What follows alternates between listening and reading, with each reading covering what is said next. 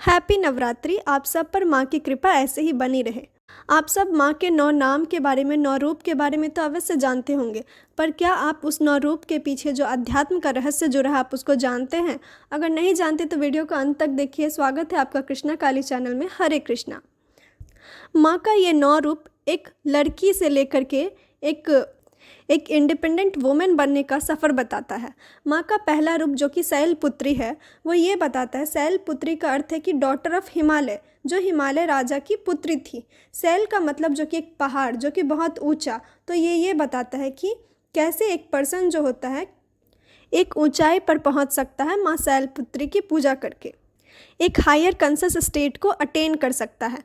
माँ का दूसरा रूप ब्रह्मचारिणी, एक औरत को भी ब्रह्मचर्य का पालन करना चाहिए। ब्रह्मचारिणी ये बताता है कि कैसे माँ फोकस्ड थी, माँ को पता था कि माँ को शिव जी को पाना है और माँ फोकस्ड थी और माँ उस गोल को लेकर डेडिकेटेड थी। वैसे ही एक इंसान को भी अपने गोल को लेकर बहुत डेडिकेटेड होना चाहिए। ब्रह्म का अर्थ होता है डिवाइन कॉन्शियस और आचार का मतलब होता है बिहेवियर। एक मनुष्य का बिहेवियर ऐसा होना चाहिए कि वो डिवाइन कॉन्शियस को अटेन कर सके। माँ का तीसरा रूप है चंद्र घंटा। ये ऐसे बताता है कि माँ अब शिव जी की पत्नी है, पर चंद्र का अर्थ होता है मून, और मून जो होता है वो हमारे माइंड को रिप्रेजेंट करता है और माइंड हमेशा एक थॉट से दूसरे थॉट पे मूव करता रहता है। और घंटा का अर्थ होता है बेल। बेल का मतलब कि बेल जब भी आप बजाते वो एक ही तरह का साउंड देता है। इसका मतलब कि इंसान के माइंड को इस तरह से फोकस्ड होना चाहिए कि वो सिर्फ और सिर्फ एक थॉट के बारे में ही सोचे, एकदम उसका जो फोकस हो वो बहुत पॉइंटेड हो। माँ का चौथा रूप है कुसमांडा। कुसमांडा का अर्थ होता है कु मतलब लिटिल मतलब छोटा, उस्म मतलब ऊर्जा और अंड मतलब एग।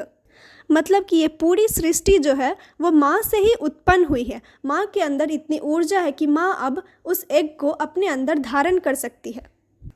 माँ का पांचवा रूप जो कि स्कंद माता से बताता है, मतलब कि माँ जो एक गर्ल थी, गर्ल से अब वो एक माँ बनी, एक माँ के सफ़र तक पहुँची और वो सिर्फ और सिर्फ फोकस्ड है, अपने माँ के फॉर्म को वो जी रही है। माँ का छठा रूप जो कि कात्यायनी रूप है, माँ इसी रूप में महिषासुर का वध की थी। ये रूप ये बताता है कि जब एक माँ के बच्चे को कोई कष्ट पहुंचाता है तो माँ वो देख नहीं पाती है। माँ कात्यायनी रिप्रेजेंट करती है एक ऐसा डिवाइन प्रिंसिपल कि जब जब भी बर्बादी होगी, जब जब भी लोग बुराई की तरफ बढ़ेंगे, तब तब नेचुरल डिजास्टर होगा और माँ बैलेंस लाने के लिए, बैलेंस क्रिएट करने के लिए वध करती रहेगी, असुरों का वध करती रहेगी। और इसका सिग्निफिकेंस स्पिरिचुअल लाइफ में ये है कि हमें हमारे अंदर के सारे ऑब्स्टेकल को ख़त्म करना होगा एक स्पिरिचुअल पाथ पे जाने के लिए। माँ का सातवां रूप है देवी कालरात्रि, और देवी कालरात्रि जो है माँ के एक फियर्स फॉर्म को, एक भयावह फॉर्म को रिप्रेजेंट करता है। नेचर के 2 फॉर्म है, एक नेचर बहुत खूबसूरत भी है और नेचर जो है वो बहुत डेंजरस भी है। जैसे कि जब भूकंप आता है, बाहर आता है, तो नेचर का डेंजरस फॉर्म दिखाता है। वैसे ही माँ कालरात्रि जो है माँ दुर्गा का डेंजरस फॉर्म है। ये एक ऐसी रात होती है जिसमें तबाही होती है, लेकिन ये तबाही ज़रूरी होती है बैलेंस क्रिएट करने के लिए, ताकि दूसरे दिन जो है वो सिर्फ और सिर्फ अच्छाई बचे और बुराई का नाश हो। ये एक ऐसी रात होती है जो दूसरे दिन सुकून और सवेरा लेकर आती है। ऐसे एक स्पिरिचुअल पाथ में एक पर्सन को अपना डार्केस्ट फेस करना ही होता है। उसके जो बुरे आदत है, जो सैडो है, उसको फेस करना होता है ताकि वो ग्रो कर सके और अपना जो हाईएस्ट पोटेंशियल है वो रीच कर सके। ऐसे ही जब माँ कालरात्रि का रूप लेती है तो माँ को अपने अंदर जो पोटेंशियल है, जो पावर है, उसका एहसास होता है। माँ का 8वां रूप है महागौरी। महागौरी रूप जो होता है वो नेचर का एक ब्यूटीफुल एस्पेक्ट को रिप्रेजेंट करता है कि कैसे एक तबाही के बाद सुंदर सवेरा होता है, कैसे जब बैलेंस्ड होता है, हर कुछ बैलेंस होता है, तो माँ इतनी सुंदर रूप में आती है।